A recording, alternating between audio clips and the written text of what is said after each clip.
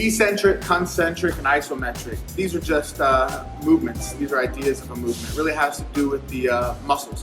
If we're getting really technical about it, the concentric is the shortening of the muscle, eccentric is the forceful elongation of the muscle, and isometric is where the muscle is flexing, but it is rigid in one spot. If we were to use the arm as an example, like in a bicep curl, concentric would be where my arm is shortening, the muscle's getting shorter. Eccentric is where the arm is elongating, and isometric would be where my arm is flexed, but it is not moving. There's equal parts pull and push. Now, the human body can only pull, it cannot push. Mechanically, you can push, but all muscles only pull, and muscles are stupid. They can only contract and relax. So anybody who's talking about muscle memory and they're like, well, you need muscle memory, that is stupid. Muscles can't remember. All they can do is contract and relax. Your central nervous system, on the other hand, is an indiscriminate learner.